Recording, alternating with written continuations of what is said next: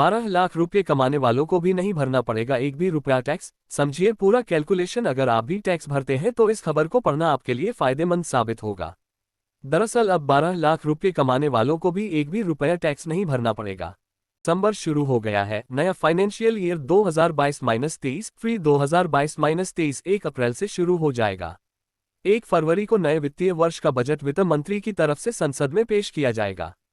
लेकिन इन सब के बीच जो चीज आपके सबसे ज्यादा काम की है वो ये कि अगर आप नौकरी पेशा हैं तो आपकी कंपनी ने आपसे एक्चुअल इन्वेस्टमेंट प्रूफ मांगने शुरू कर दिए होंगे, जिसके आधार पर आपका टैक्स काटा जाएगा।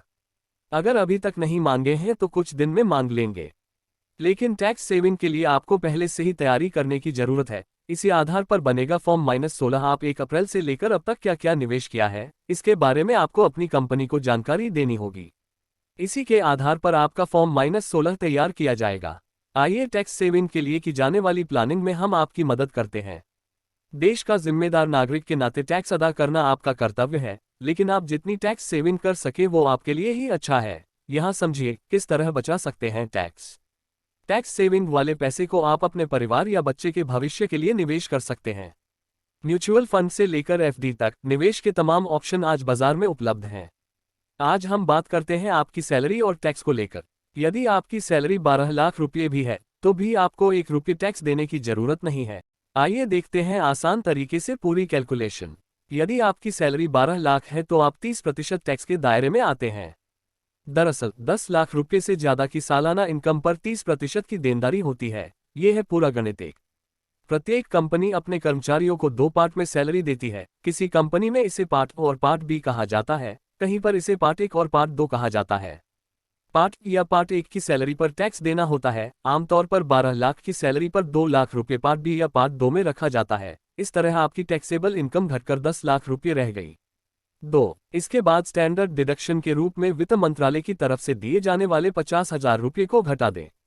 इन्हें घटाने के बाद आपकी टैक्सेबल इनकम घटकर 9.50 लाख रुपये रह गई। 3 आयकर की धारा 80C के तहत आप 1.5 लाख रुपये तक की सेविंग क्लेम कर सकते हैं। इसमें आप tuition fee, LIC, PPF, mutual fund, ELSS, EPF या होम लोन का मूलधन आदि क्लेम कर सकते हैं। अब आपकी टैक्सेबल इनकम घटकर 8 लाख रुपये रह गई।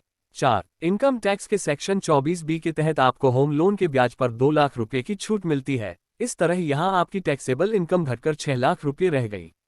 5 इसके बाद आपको टैक्सेबल इनकम 0 करने के लिए 80 CCD 1B के तहत नेशनल पेंशन सिस्टम NPS में 50,000 रुपये का निवेश करना होगा। यहां टैक्सेबल सैलरी घटकर सालाना 5.5 लाख रुपये रह गई।